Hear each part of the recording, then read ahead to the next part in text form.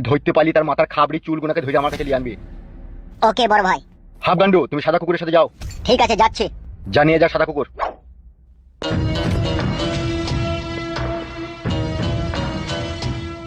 আর এই যে বালছিরা বাঘের পুঁটকি, ফুটুকে আর হামসাফাকে কোন গোডাউনে রেখেছিস? কেন বড় ভাই? লাল গোডাউনে, যে গোডাউনে আপনি মানুষকে জবাই করে দেন। ওখানে কি গান মারাইতে লিগে নিবে? কোথায় নিয়ে যাবো? বেশ, যা করেছিস করেছিস, কিন্তু একটা কাজ আছে। বলেন। ফুটু সুরের বাচ্চার মুখ থেকে কিছু বাই করতে পারলি? না, তবে ওকে যে শাস্তি আমি দিয়েছি ও কিন্তু সত্যি কথা বলতে হবে বাধ্য। কই চ দেখছি, চ তো। আসেন।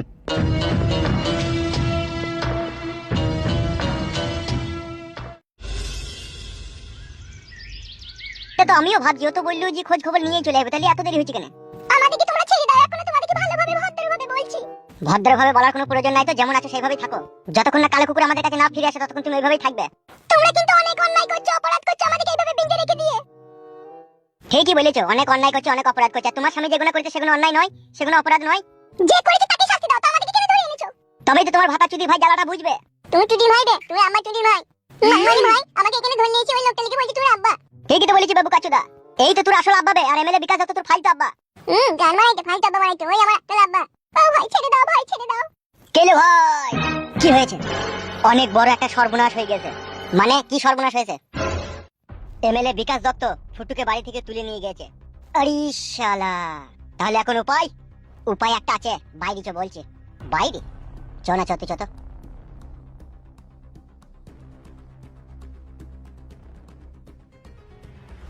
কি ব্যাপার কালু ভাই, বাইরে নিয়ে আসলা, ঘটনাটা কি? বাইরে কথাটা না বললে আর বলছিলি জানতে পেরে যাবে না খেপা?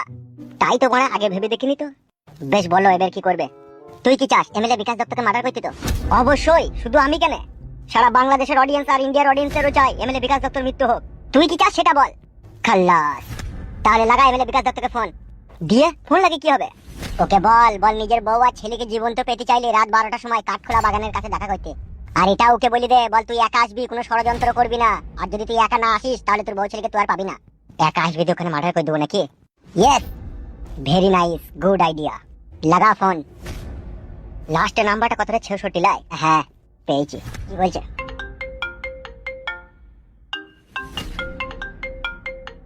কে আবার এই অসময় লাউড়া ফোন করলি?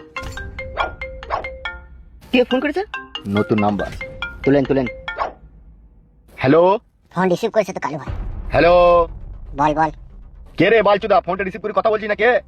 বিকাশ দত্ত। কে তুই? চিনতে পারছিস না আমাকে? কে বে তুই? কে? নামটা বল তবে তো চিনতে পারবো। কালো কুকুর। সুরের বাচ্চা, তুই কোথা আছিস রে? তোর বাপের বিয়েতে বরযাত্রী রয়েছি রে শালো। কুত্তার বাচ্চা, তোকে জিনতে বলি ধরবার, মরা বলি ছাড়বো রে। চুপবে বুকা চুদা, সেদিন আর নাই তোর। কাকে কি বলবে তুই? তোর মতো বান্দুলামকে আবার কি বলবো বে আমি? কালো কুকুর। তুই যেখানে দাঁড়িয়ে আছিস মাটিতে চুপচাপ বসে পড়, নাহলে তোকে ঝটকা লাগবে। এই সুরের বাচ্চা, তুই আমার সামনে এসে কথা বল দেখিনি? তোর হাত পা ভেঙে তোকে নুজ নেড়া করে রেখে দেবো আমি। বাল ছেড়ে নিবি বে বিকাশ দত্ত, বাল ছেড়ে নিবি তুই। What the hell you bloody liar. চুপ শালা কুত্তার বাচ্চা, শালা বুলডগ, শালা খেটি কুকুরের বাচ্চা, শালা নেংটি ইঁদুরের বাচ্চা, শালা শিয়ালের বাচ্চা। আসল কথাটা বল দে বড়া। শোন বিকাশ দত্ত, তোর বউ আর তোর ছেলে জর্দার কটু আমাদের কবজায়। তুই যদি তোর বউ ছেলেকে পেতে চাস, রাত 12টার সময় কাঠখোলা বাগানে দেখা করবি। সুরের বাচ্চা কালো কুকুর, আমার ছেলে আর আমার বইয়ে যদি চুল পরিমাণের ক্ষতি হয়, তোকে শুকনো মাটির উপরে 18 ফুট খাল করি, সেখানে 4খানা আলকে ওটা সাপ ছেড়ে দিয়ে তোকে সেটা ভরে দেবো। বল বে বল বল, আইনে তোর বউ ছেলেকে মেরে দেবো। তুই যদি একা রাত 12টার সময় কাঠখোলা বাগানের ওখানে না আসিস তাহলে তোর বউ ছেলেকে কুচি কুচি করে কাটবো, কেটে বস্তায় ভরে নদীর জলে ভাসিয়ে দেবো।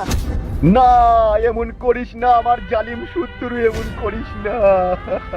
তাহলে বল তুই একা আসবি তো? আসবো রে আসবো, আমার জালিম শত্রু, আমি একাই আসবো। না হলে জর্দার কচুকে পিস পিস করে জর্দার কটুতে ভরে দেবো। না না, এমন করিস না কালো কুকুর, এমন করিস না। আমি আসবো, আমি আসবো, তুই যা বলবি আমি তাই করবো। আমার ছেলেকে জয়দার কটুকে কিচ্ছুই করবি না তুই। পানি খা, এখনো মার্ডার করিনি, তবে তুই না এলে করবো। আসবো রে আসবো, আমার জালিম শত্রু, আমি আসবো। ঠিক আছে রে বারোচুদা, ফোনটা রাখতে হইলে।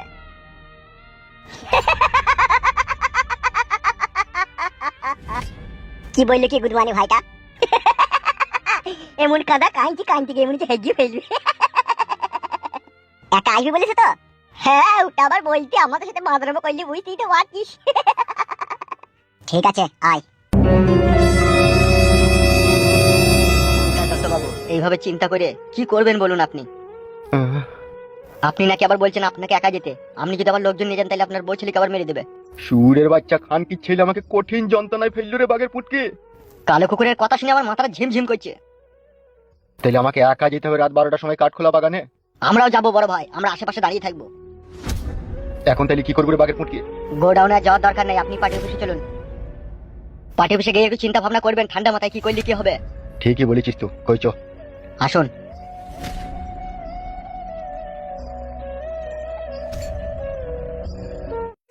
আমার খুশির তো কোনো তুলনা নেই রে বেটা। আমি তো দুনিয়াতে বেতাস বাচ্চার মতো বেঁচে আছি বেটা। লেকিন বেটা একটা টেনশন আমাকে ডুকরি ডুকরি মারছে। সেটা কেমন টেনশন চাচা? বেটা তুই ছোট মানুষ, সব কথা না শুনলে চলে। তাহলেও চাচা আমাকে যে শুনতে হবেই। টেনশনটা হচ্ছে বেটা তোর কাকি যদিন থেকে মারা গিয়েছে তদিন থেকে আমি একা একা বিছানায়, আর ভালো লাগে না। জীবনে কোনো সঙ্গী সাথী না থাকলে কি ভালো লাগে?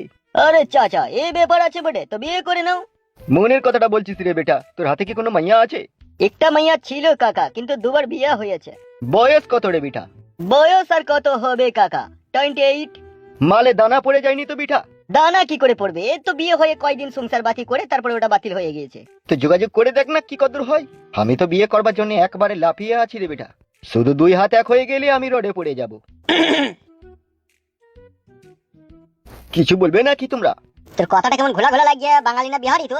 আরে বেটা জন্ম থেকেই বাঙালি আছে বেটা। এই গ্রামেই বাড়ি তো? অফকোর্স, তা কোথায় বাড়ি হবে, এখানে হবে না তো? তাহলে কালো কুকুরকে নিশ্চয়ই চিনিস। কোনটা কালো কুকুর বেটা? কালো কুকুর বে। তুই কি বাড়া পাগলা চুদা আছিস নাকি? কালো কুকুর আবার কোথায় থাকবে? রাস্তার কুকুর রাস্তায় থাকবে? এ জানে না, এ জানে না। কালো কুকুর একটা মানুষের নামবে, এমনি কুকুর লয়। ওটা আমি জানি না বুটে, তোমরা খুঁজে দেখো। চলো চলো চলো, বাল জানো হে তুমি?